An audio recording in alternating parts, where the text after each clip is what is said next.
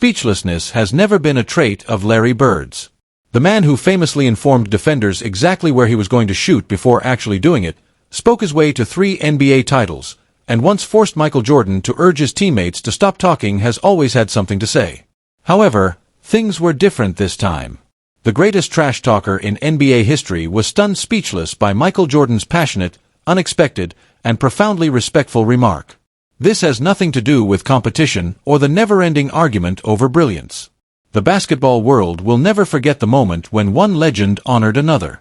Over the years, the French Open has hosted a wide range of famous people, including international rock stars and opera giants.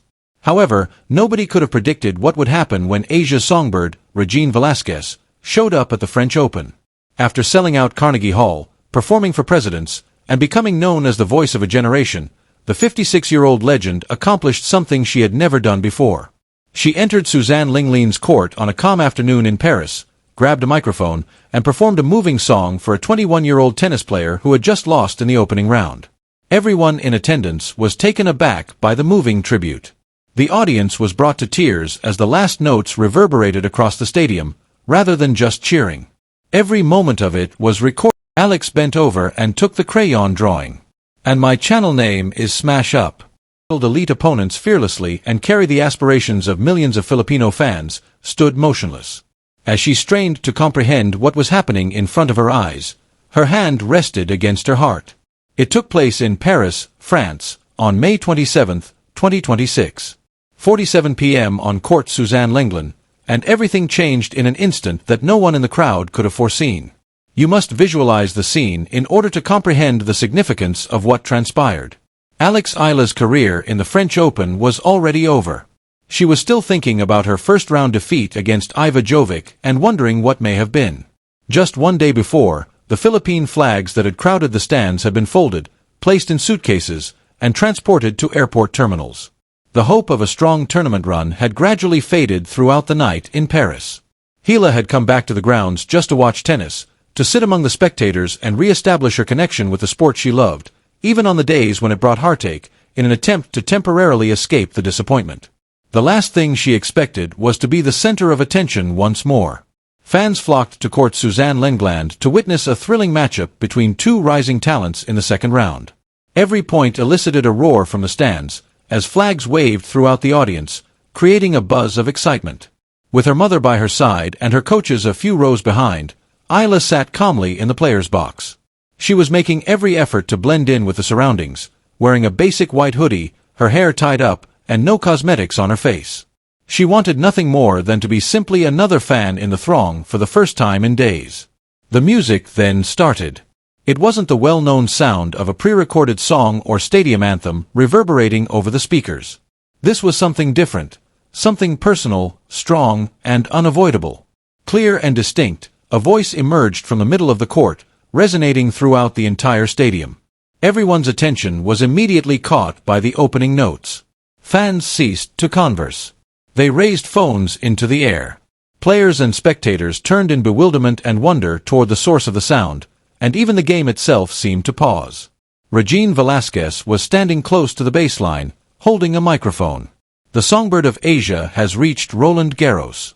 The renowned performer, who had enthralled audiences all across the world for decades, packed esteemed concert halls, sang for presidents, and emerged as one of the most renowned voices of her generation. During some of the most iconic events in Filipino history, she performed for millions of people. She had never done something quite like this, though, despite all of her achievements. She had never set foot on a tennis court to pay tribute to a young athlete who had just suffered the heartbreak of losing in the first round of a Grand Slam. An amazing silence descended upon the throng as her words reverberated across the stadium. Thousands of onlookers listened in silence. The players were motionless. Alex Eala was swiftly located by cameras, and the expression on her face conveyed the whole narrative. Tears filled her eyes, and her hand shot to her mouth. She seemed overwhelmed, finding it difficult to understand what was going on. What had started out as a typical Roland Garros afternoon had evolved into a very intimate homage to her tenacity, bravery, and the role she had played as an inspiration to so many. The crowd erupted as the last note vanished into the Paris air. Fans stood up, and Court Suzanne Lenglen was met with thunderous acclaim. However, The performance was just the start. Regine Velasquez looked to the player's box after lowering the microphone. She started marching straight toward the young tennis player, who had come to represent pride and hope for millions of Filipinos worldwide, with a purposeful gait and emotive gaze. With a soft yet powerful voice that could be heard throughout the quiet stadium, she murmured, "Alex, I'm doing this for you. Not because you prevailed, but because you battled. Since you never gave up.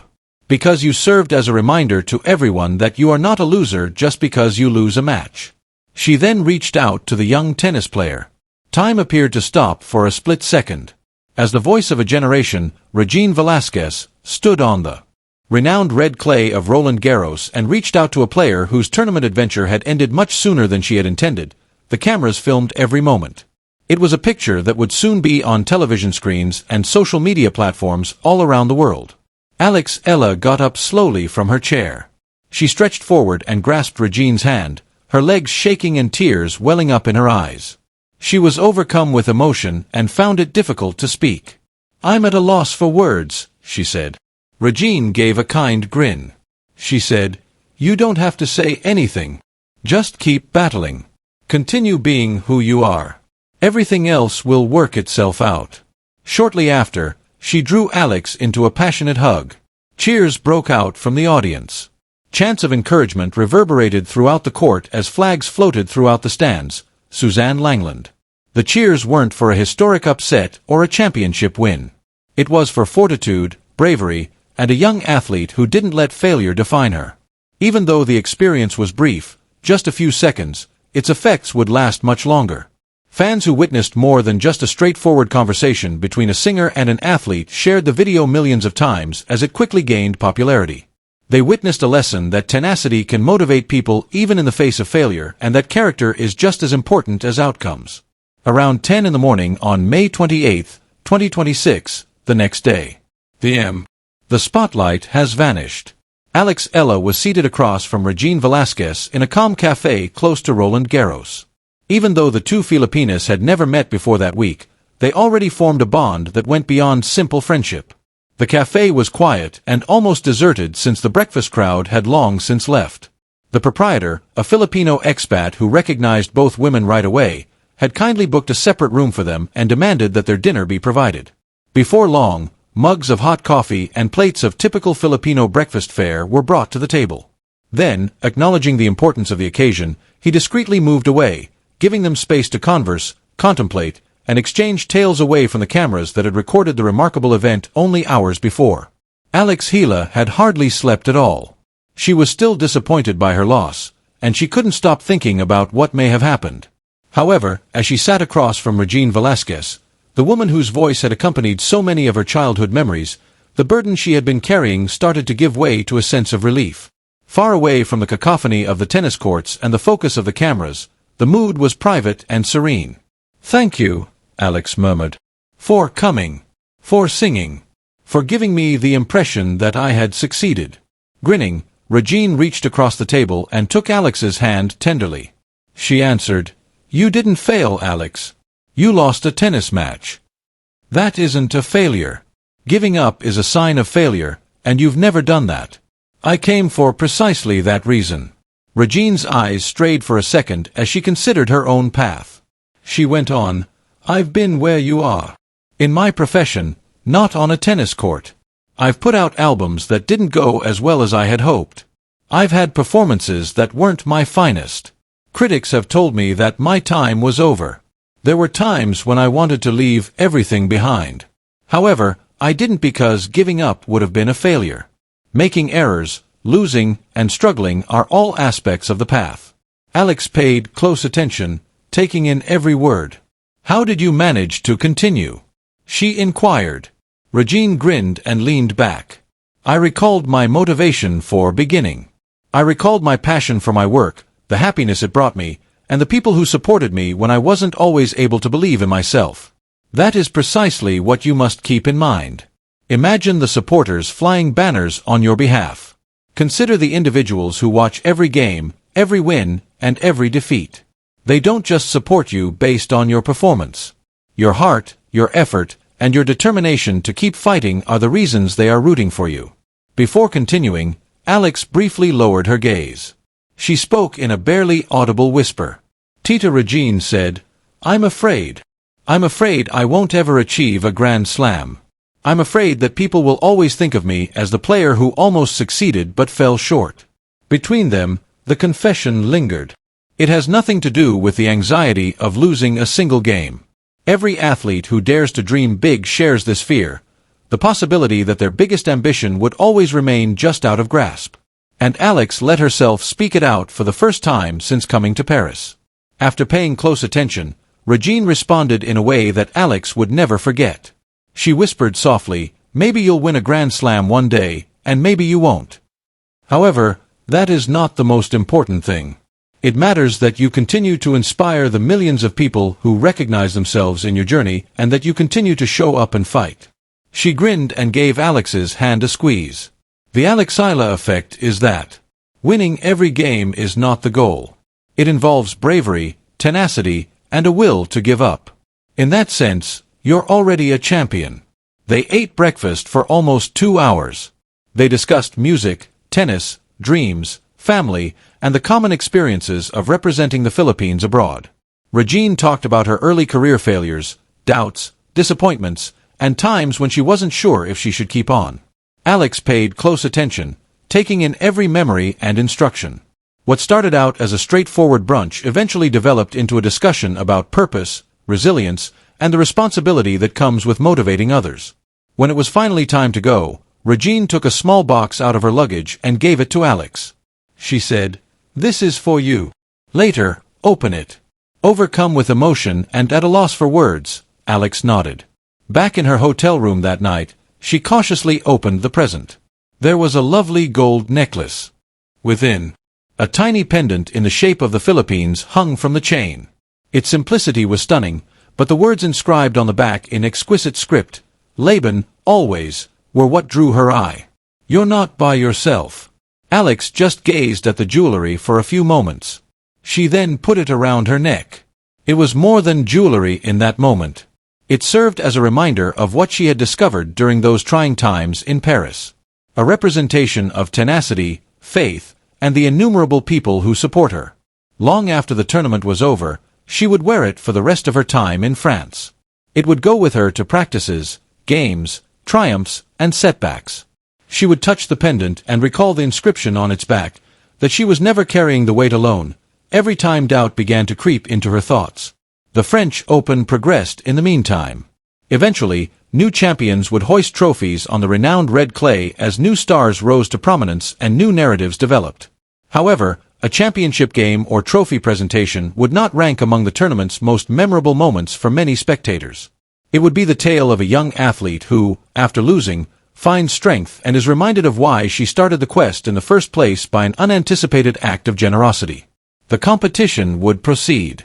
New stories would grab the attention of the entire globe, new champions would be crowned, and new headlines would rule the sports pages. However, Alexandra Eala would take something much more intimate home with her long after the last trophy was raised, the gold necklace she wore around her neck and the recollection of the woman who gave it to her. At 9:17 a.m. on May 29, 2026. The M. Alex was getting ready to depart Paris when he arrived at Charles de Gaulle Airport. Officially, she was leaving the tournament without having won anything. However, she was departing with something far more significant on an emotional level than a spot in the draw. The words and music that had given her confidence back were still in her heart, and a gold pendant shaped like the Philippines hung around her neck. The airport was a hive of activity. Tourists got ready for their trips home, business executives checked flight itineraries, and travelers rushed toward departure gates. However, a small group of people had assembled for a different purpose next to the Philippine Airlines check-in area. They weren't celebs looking for attention or reporters chasing headlines. They were regular Filipinos who worked and lived overseas. Families, students, engineers, nurses, and carers who had come just to bid farewell to an inspiration. They had Philippine flags in their hands. They carried signs that were made by hand. As they watched her approach, some of them suppressed their emotions. "You made us proud, Alex. When you return, we'll be here. Always, Laban." Through the terminal, the words trailed behind her. Alex welcomed each supporter individually, her mother walking by her with her racket bag slung over one shoulder. She could feel the etched message against her skin each time the pendant touched her chest. Always Laban. You're not by yourself. She was nevertheless disappointed by her loss. She continued to think about the unanswered questions and the lost chances, but as she turned to face the people who were waiting for her, she started to realize something crucial. Victories had never been the only reason for their admiration. They had come because they had faith in her path, her tenacity, and her resolve to fight till the very end. Then a young girl emerged from the front of the gathering. Her age could not have exceeded 10 years. She held a sheet of notebook paper with vibrant crayon drawings on it. The image depicted a tennis player wearing a crown with brilliant yellow lines, clutching a racket beneath the Philippine flag. The young girl glanced up anxiously, then held out the sketch. She whispered, "I made this for you." The sound of the airport appeared to go away for a time. Alex carefully examined every crayon mark and uneven line as he accepted the drawing. What she saw was more than just a photo. It was evidence that her trip had touched individuals she had never met, that inspiration frequently spreads farther than triumph ever could, and that work mattered even when the scoreboard indicated otherwise.